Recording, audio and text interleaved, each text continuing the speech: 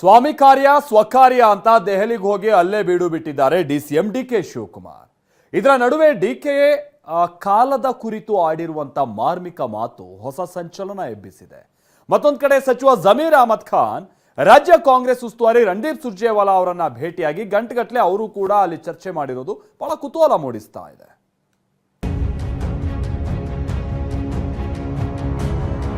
ನಮ್ಮ ಪಕ್ಷ ಹೈಕಮಾಂಡ್, ಈಗ ಹೈಕಮಾಂಡ್ ಅವರು ಡಿ ಕೆ ಶಿವಕುಮಾರ್ ಮಾಡ್ತಾರ ಮಾಡಲಿ, ಬೀದಿಗೋ ದಾಸೆ ಆಗಲಿ.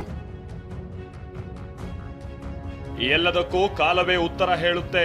ದೆಹಲಿಯಲ್ಲಿ ದಾಳ ಉರುಳಿಸಿದ್ರ ಡಿಕೆ. ಕಾಲ ಎಲ್ಲ ಉತ್ತರ ಕೊಡ್ತದೆ. ಒಂದೇ ಮಾತಲ್ಲಿ ಹೇಳೋದಾದ್ರೆ time will answer for everything.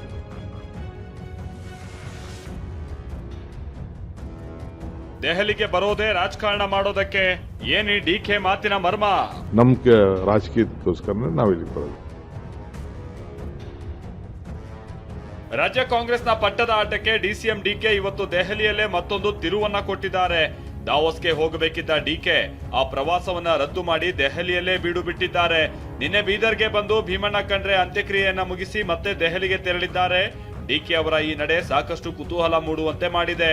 ಈ ಬಗ್ಗೆ ಪ್ರತಿಕ್ರಿಯೆ ಕೊಟ್ಟಿರುವ ಡಿಕೆ, ಸಂಡೇ ವೆದರ್ ಚೆನ್ನಾಗಿದೆ ಅಂತ ಬೆಳಗ್ಗೆ ಹೇಳಿದ್ದರು. ನಾನು ಏನು ಮಾತಾಡ್ತಾನೆ ಇಲ್ಲ, ನನ್ನ ಡ್ಯೂಟಿ ನಾನು ಮಾಡ್ತಾ ಇದ್ದೀನಿ. ಸಂಡೇ ಭಾಳ ವೆದರ್ ಎಲ್ಲ ಫಸ್ಟ್ ಕ್ಲಾಸ್ ಆಗಿದೆ. ಈ ಪ್ರಕೃತಿನ ಆನಂದ ಪಡ್ತಾ ಇದ್ದೀನಿ. ಬಟ್ ನಾವು ರಾಜಕಾರಣ ಮಾಡೋರೆ, ಸರ್ಕಾರ ನಡೆಸೋರು. ಇನ್ನು ಸಂಜೆ ದೆಹಲಿಯಲ್ಲಿ ವರಿಷ್ಠರ ಜೊತೆ ಮನ್ರೇಗಾ ವಿಚಾರವಾಗಿ ಹೋರಾಟದ ಕುರಿತು ನಡೆದ ಸಭೆಯಲ್ಲಿ ಭಾಗಿಯಾಗಿದ್ರು.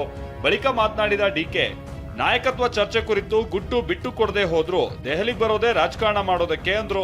ಅಷ್ಟೇ ಅಲ್ಲ, ಕಾಲವೇ ಎಲ್ಲದಕ್ಕೂ ಉತ್ತರ ಹೇಳುತ್ತೆ ಅನ್ನೋ ಮೂಲಕ ಸಸ್ಪೆನ್ಸ್ ಉಳಿಸಿದ್ರು. ನಾವೆಲ್ಲ ರಾಜಕಾರಣಿಗಳು ಏನು ರಾಜಕಾರಣ ಮಾಡಬೇಕು, ಖಂಡಿತ ಎಲ್ಲ ರಾಜಕಾರಣಿಗಳು ಮಾಡೇ ಮಾಡ್ತಾರೆ. ಇದರಲ್ಲೇನು ತಪ್ಪೇನಿಲ್ಲ. ಯಾರು ಭೇಟಿ ಮಾಡಬೇಕು, ನಮ್ಗೆ ಯಾರ್ಯಾರಿಗೆ ಅನುಕೂಲಕ್ಕೆ ನಮ್ಮನ್ನು ಭೇಟಿ ಮಾಡಬೇಕು ನಾವು ಕೇಳಿರ್ತೀವಿ, ನಾವು ಮಾಡ್ತೀವಿ. ಅದನ್ನು ನೀವು ಯಾಕೆ ಅದನ್ನು ದೊಡ್ಡ ಮಾಡ್ತೀರಿ? ನಾವಿಲ್ಲಿ ಬರೋದೇ ಸರ್ಕಾರದ ಕೆಲಸಕ್ಕೆ, ಪಕ್ಷದ ಕೆಲಸಕ್ಕೆ, ನಮ್ಮ ರಾಜಕೀಯಕ್ಕೋಸ್ಕರ ನಾವಿಲ್ಲಿ ಬರೋದು. ಹೈಕಮಾಂಡ್ ನಾಯಕರನ್ನ ಭೇಟಿ ಆಗಿದ್ದೀರಾ ಅಂತ ಹಂಗಾದ್ರೆ? ನಾನು ಅದನ್ನು ಐ ಕಾಂಟ್ ಡಿಸ್ಕ್ಲೋಸ್. ಅದನ್ನ ಯಾಕೆ ನಾನು ಡಿಸ್ಕ್ಲೋಸ್ ಮಾಡಬೇಕು? ಕಾಲ ಎಲ್ಲ ಉತ್ತರ ಕೊಡ್ತದೆ. ಒಂದೇ ಮಾತಲ್ಲಿ ಹೇಳೋದಾದ್ರೆ time will answer for everything. Siddu ಆಪ್ತ ಜಮೀರ್ಗೆ ಸುರ್ಜೇವಾಲಾ ಬುಲಾವ್. ಹರಿಯಾಣದಲ್ಲಿ ರಾಜ್ಯದ ರಾಜಕೀಯ ವಿದ್ಯಮಾನಗಳ ಚರ್ಚೆ.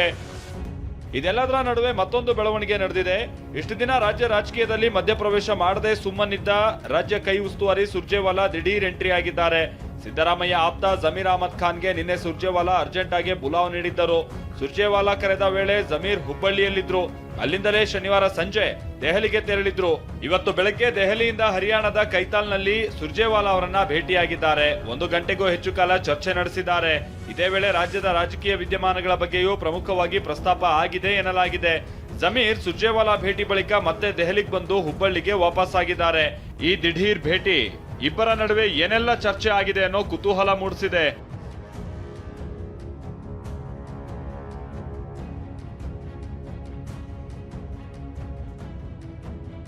ಹೀಗೆ ಸುರ್ಜೇವಾಲಾ ಅವರನ್ನ ಇವತ್ತು ಭೇಟಿಯಾಗಿರೋ ಜಮೀರ್ ನಿನ್ನೆ ಕುರ್ಚಿ ಚರ್ಚೆ ಬಗ್ಗೆ ಪ್ರತಿಕ್ರಿಯೆಯನ್ನ ಕೊಟ್ಟಿದ್ರು.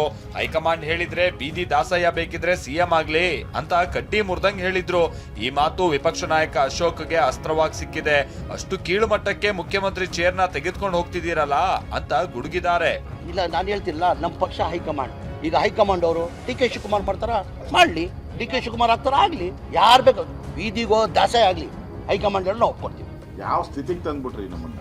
ಯಾರೆಲ್ಲ ಹೋಗೋ ದಾಸೈನ್ ಕರ್ಕೊಂಬಂದ್ರು ಸಿಎಂ ಅಂತ ಒಪ್ಕೊಂಡು ಹಂಗಾರೆ ಅಂಬೇಡ್ಕರ್ ಸಂವಿಧಾನ ಎಲ್ಲೋಗ್ಬೇಕು? ಅಂಬೇಡ್ಕರ್ ಅವರ ಬ್ಯಾಲೆಟ್ ಪೇಪರ್ ಎಲ್ಲೋಗ್ಬೇಕು? ದಾಸೈನ್ನೇ ಕರ್ಕೊಂಬಂದು ನೀವು ಅನೌನ್ಸ್ ಮಾಡೋದಾದ್ರೆ ಹಂಗಾರೆ 136 ಜನ ಕತೆ ಏನು? ಅವ್ರಿಗೆ ಬೆಲೆ ಇಲ್ವಾ? ಅವ್ರ ಓಟಿಗೆ ಬೆಲೆ ಇಲ್ವಾ? ಅಂದ್ರೆ ಮುಖ್ಯಮಂತ್ರಿ ಪದವಿನ ಯಾವ್ದಾವ್ದು ಹೋಲಿಕೆ ಮಾಡ್ತೀರಾ? ಅಷ್ಟು ಕೀಳ್ ಮಟ್ಟಕ್ಕೆ ತಗೊಂಡೋಗ್ಬಿಟ್ಟಿದ್ರ ಮುಖ್ಯಮಂತ್ರಿ ಪದವಿನ, ಚೇರ್. ಈ ಬೆಳವಣಿಗೆಗಳ ನಡುವೆ ದಾವಣಗೆರೆಯಲ್ಲಿ ಸತೀಶ್ ಜಾರಕಿಹೊಳಿ ಪರ ಅಭಿಮಾನಿಗಳು ಘೋಷಣೆ ಕೂಗಿದ್ರು. ಮುಂದಿನ ಮುಖ್ಯಮಂತ್ರಿ ಅಂತ ಬ್ಯಾನರ್ ಹಿಡಿದಿದ್ರು. ಈ ಬಗ್ಗೆ ಮಾತನಾಡಿದ ಸತೀಶ್ ಜಾರಕಿಹೊಳಿ ಪ್ರತಿಕ್ರಿಯಿಸಿದ್ದು ಹೀಗೆ: ಈಗೆಲ್ಲ ಮುಂದೆ ಈಗೆಲ್ಲ ಈಗೆಲ್ಲ ನೀವು ಕನ್ಫ್ಯೂಸ್ ಮಾಡಬೇಡಿ, ಯಾರಾಗೋರು ಆಗ್ಲಿ, ನಮ್ದು ಸಪೋರ್ಟ್ ಇದೆ. ಅದೇನಿದ್ರು ನಮ್ಗೆ ಮುಂದಿದ್ದು 28 ಅಂತ ಹೇಳಿದ್ವಿ. ಅವಾಗ ಅದು ಅಡ್ವಾನ್ಸ್ ಆಗಿ ಅವರು ಕ್ಲೇಮ್ ಮಾಡ್ತಾರೆ ಅಷ್ಟೇ. ಏನು ಅನ್ನೋದು ಅವ್ರವ್ರ ಅಭಿಮಾನಿಗಳ ಆಸೆ ಅಷ್ಟೇ. ಕಾಂಗ್ರೆಸ್ ಕುರ್ಚಿ ಆಟ ದಿನ ಕಳೆದಂತೆ ತೀವ್ರ ಸ್ವರೂಪ ಪಡೆದುಕೊಳ್ತಾ ಇದೆ.